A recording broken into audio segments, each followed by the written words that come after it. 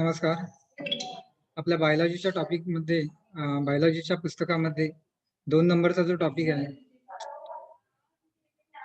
सिस्टमॅटिक्स of living organism या संदर्भात आपण थोडंसं डिस्क्रिप्शन आज बघणार आहोत. त्याच्यामधला एक भाग 5 किंगडम सिस्टीम ऑफ क्लासिफिकेशन. या पृथ्वीवरती फक्त 2च प्रकारचे जीव म्हणजेच वनस्पती आणि प्राणी हेच फक्त आपल्याला माहिती आहेत, पण याच्या व्यतिरिक्त असे काही जीव आहेत या पृथ्वीवरती की त्यांच्या कॅरेक्टरिस्टिक्स या प्लांट्स आणि एनिमल्स पेक्षा वेगळ्या आहेत आणि त्याच्यामुळे या 2 ग्रुप व्यतिरिक्त अजून सुद्धा 3 ग्रुप वेगळे डेव्हलप झालेले आहेत आणि म्हणून ही 5 किंगडम सिस्टीम क्लासिफिकेशन सिस्टीम ही डेव्हलप झालेली आहे आणि ही व्हिटाकर नावाच्या सायंटिस्टने डेव्हलप केलेली आहे. तर हे 5 किंगडम कुठले, 5 ग्रुप कुठले ते आपण बघणार आहोत. तर 1 number kingdom Monera, number 2 kingdom Protista, number 3 kingdom Fungi, 4th one kingdom Plantae and 5th one kingdom animals किंवा एनिमॅलिया. आता याच्या प्रत्येकाच्या कॅरेक्टरिस्टिक्स आपण डिटेलमध्ये बघूया.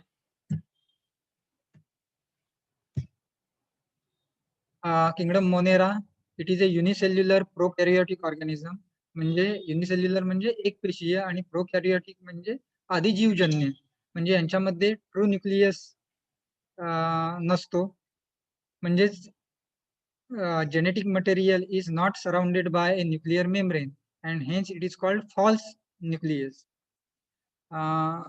Mainly they are called as bacteria. यांना बॅक्टेरिया असं म्हणायचं. याच्यामध्ये येणारे जे सगळे जीव आहेत हे बॅक्टेरिया असतात. Mostly they have rigid cell wall. त्यांच्यामधली जी सेल वॉल आहे ही रिजिड म्हणजे घट्ट अशी सेल वॉल आपल्याला बघायला मिळते आणि it is made up of the chemical component peptidoglycan. Peptidoglycan is nothing but a polysaccharide. हा एक पॉलिसॅक्राइड आहे. त्या पॉलिसॅक्राइड पासून याची जी सेल वॉल आहे ती बनलेली असते. They are microscopic organism. म्हणजे यांचा अभ्यास करायचा असेल किंवा यांना बघायचं असेल तर आपल्याला मायक्रोस्कोपचा आधार घेऊनच हे आपल्याला व्हिजिबल होऊ शकतात.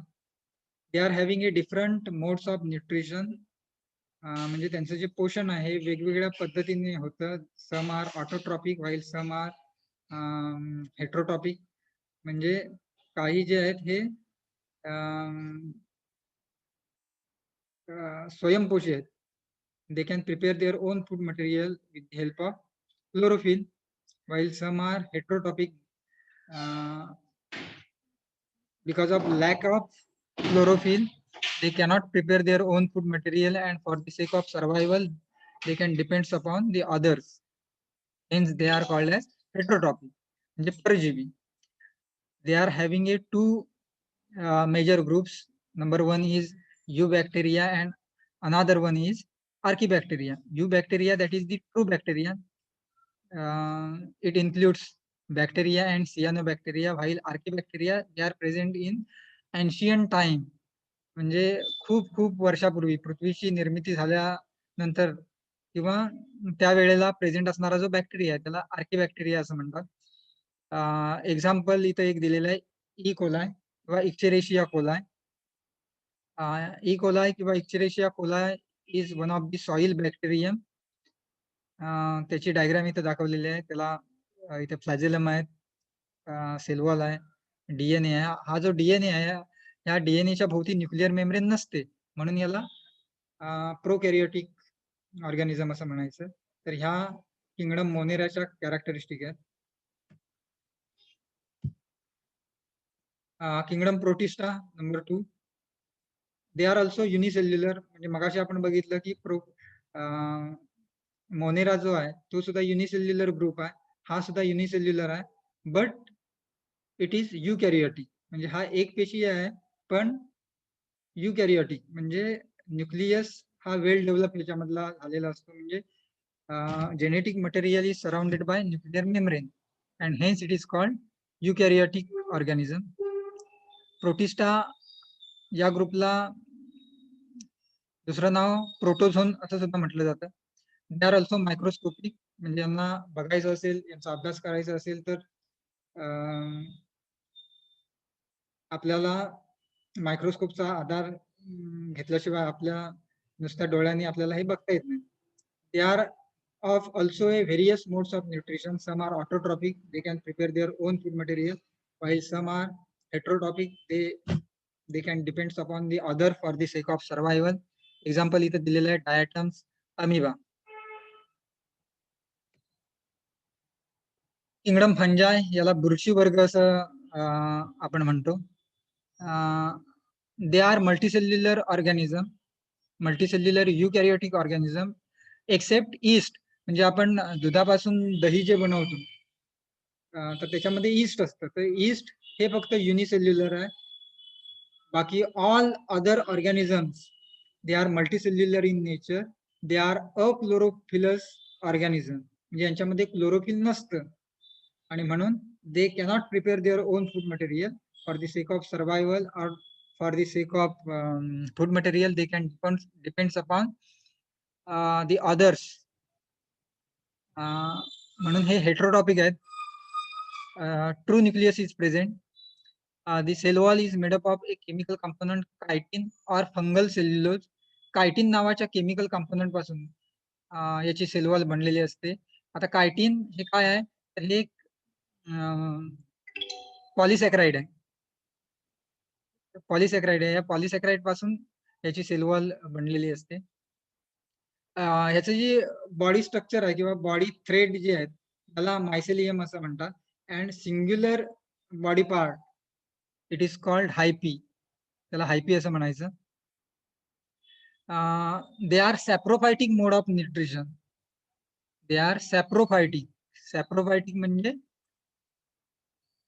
दी organism live on the dead organic matter, म्हणजे कुजलेल्या लिव्हिंग बॉडीवरती जगणारे ऑर्गॅनिझम, म्हणून त्यांना सॅप्रोफाइट असं म्हणायचं. म्हणजे मृतोपजीवी. थोडक्यात मी शब्द ऐकला असेल 10वीला वगैरे. मृतोपजीवी, मेलेल्या ऑर्गॅनिझमच्या शरीरावरती वाढणारे ऑर्गॅनिझम, म्हणून हा एक वेगळा group फंजाय.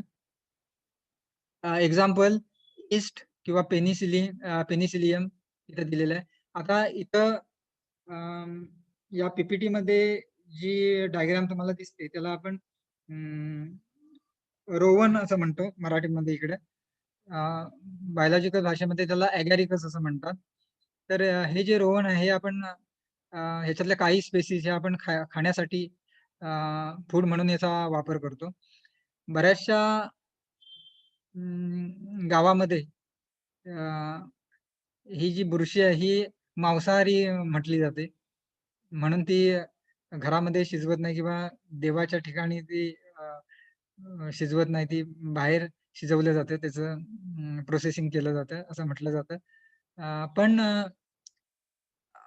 Actually it is not a animal, it is not plant, it is a group of another organism. म्हणजे जसं वनस्पती आहेत, जसे प्राणी आहेत, तसा हा ऑर्गॅनिझमचा एक वेगळा ग्रुप आहे.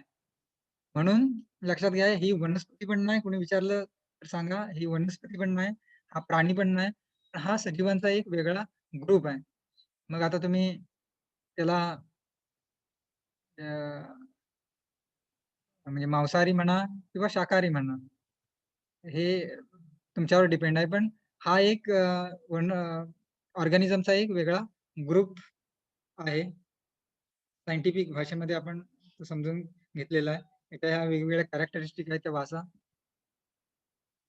त्यानंतर kingdom Plantae.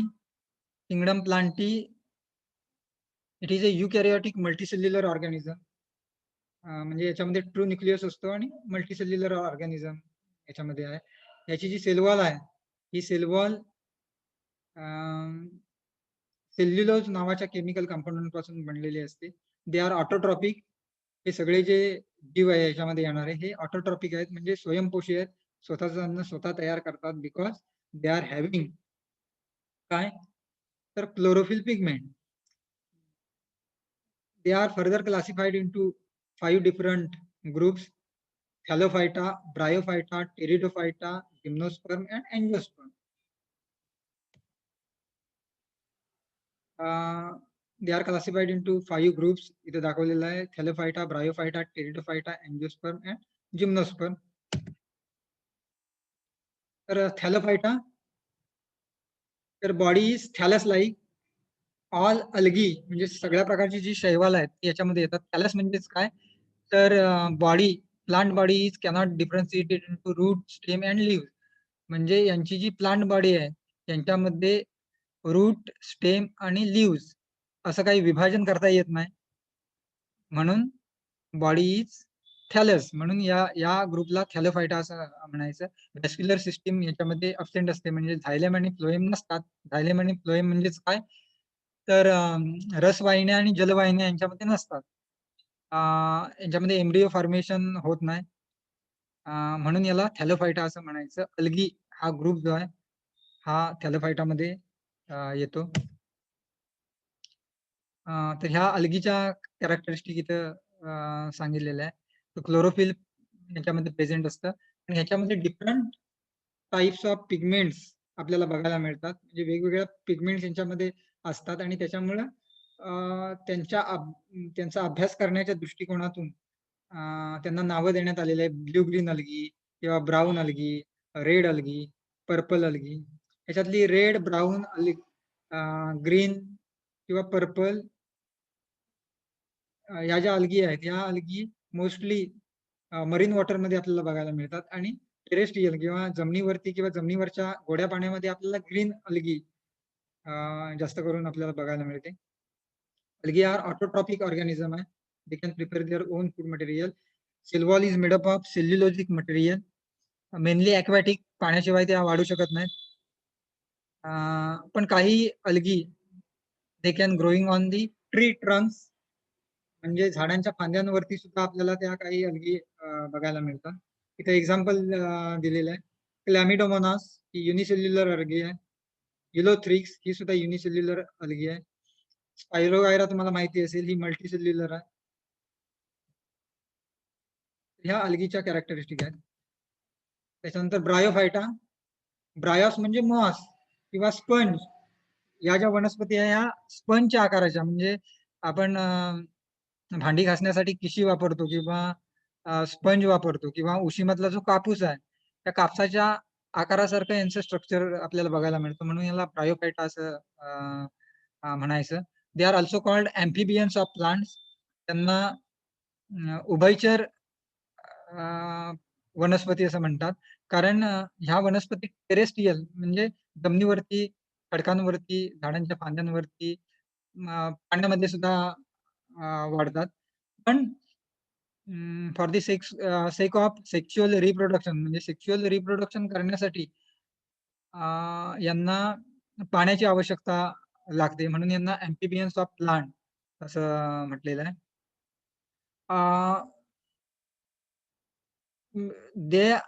they are does not having a true root, stem and leaves.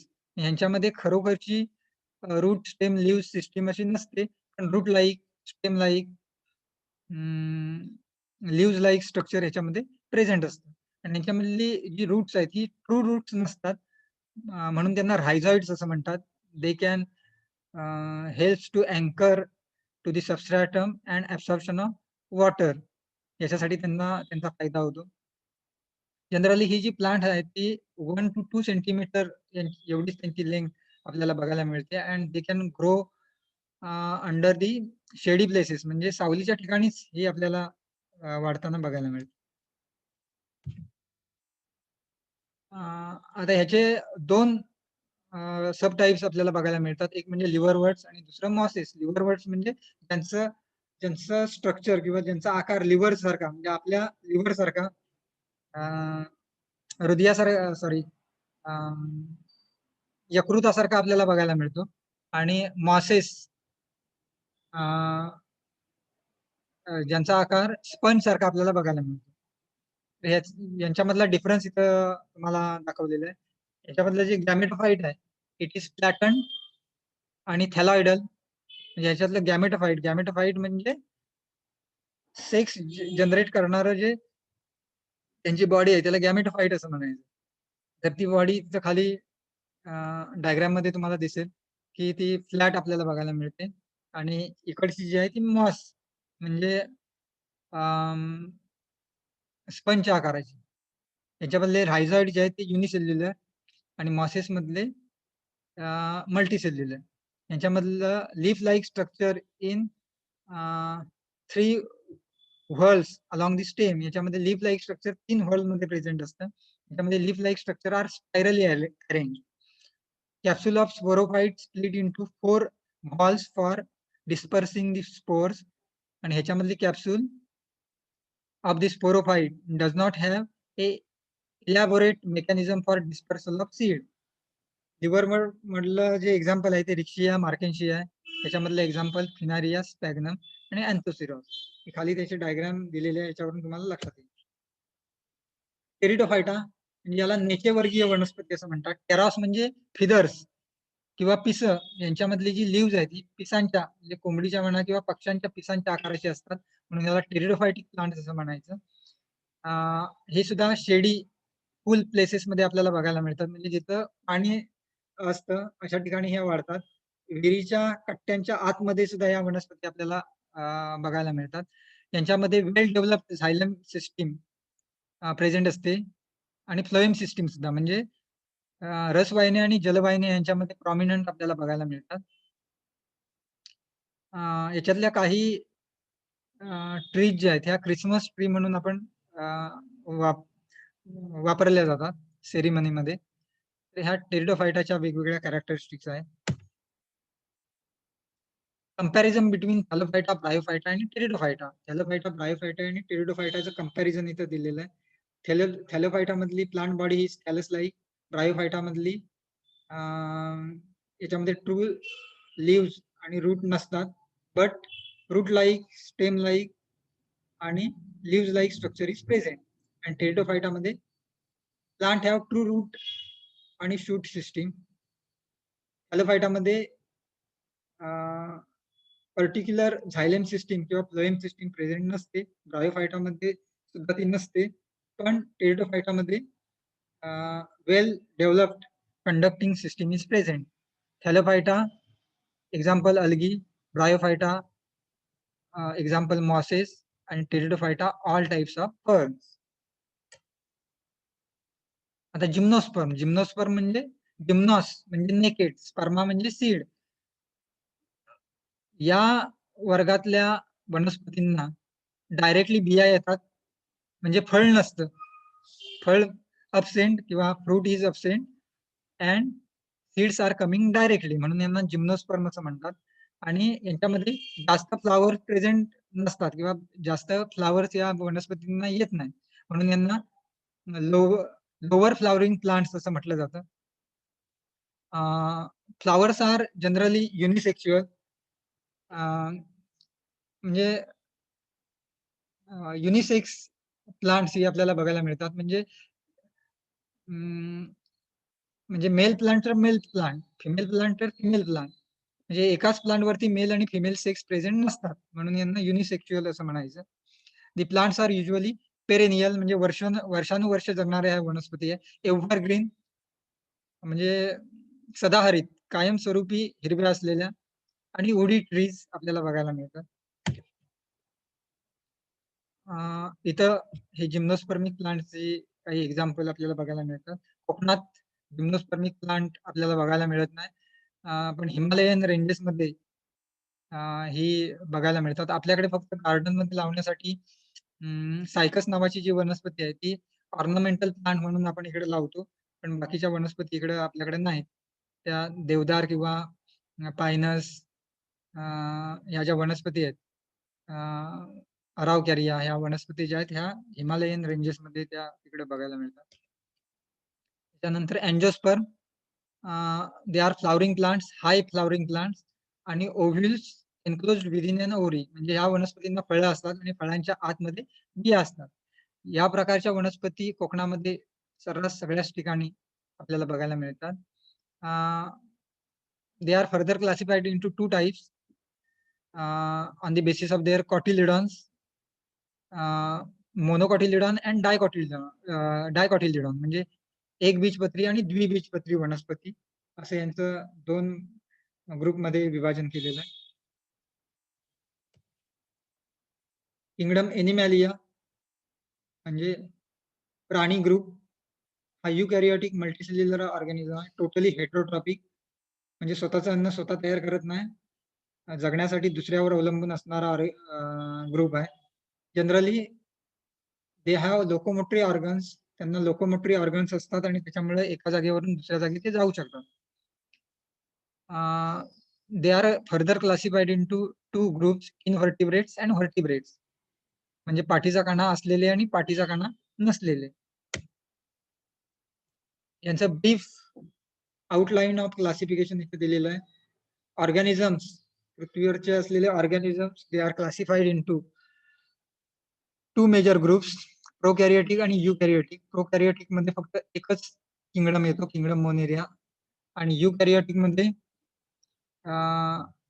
परत फर्दर क्लासिफिकेशन युनिसेल्युलर आणि मल्टीसेल्युलर, म्हणजे एक पेशीय आणि अनेक पेशीय. एक पेशीय मध्ये फक्तच किंगडम प्रोटिस्टा येतो, आणि मल्टीसेल्युलर मध्ये दे are further classified on the basis of whether cell wall is present or without. तर सेल वॉल असलेले आणि विदाउट सेल वॉल असलेले. तर सेल वॉल असलेले 2 किंगडम फंजाय आणि किंगडम प्लांटी, आणि सेल वॉल नसलेले किंगडम एनिमॅलिया. तर हे काही क्विज किंवा क्वेश्चन तुम्हाला दिलेले आहेत, त्यांचा विचार करा या पीपीटीच्या आधारे. आणि इथं आपण थांबूया. याच्यावरचे जे क्वेश्चन आहेत ते 1 दिवसानंतर तुम्हाला दिले जातील. तर हा जो टॉपिक आहे नंबर 2, सिस्टमॅटिक्स ऑफ लिव्हिंग ऑर्गॅनिझम, तर हा टॉपिक तुम्ही वाचा. काही समजलं नसेल तर पर्सनली मला व्हॉट्सॲपवरती मेसेज टाईप करून पाठवलं तरी चालेल, किंवा फोन करा. आणि त्याच्यावरची असलेली टेस्ट जी आहे ती तुम्हाला 1-2-3 दिवसामध्ये तुम्हाला दिली जाईल. ती सोडवा आणि मला दाखवा. धन्यवाद.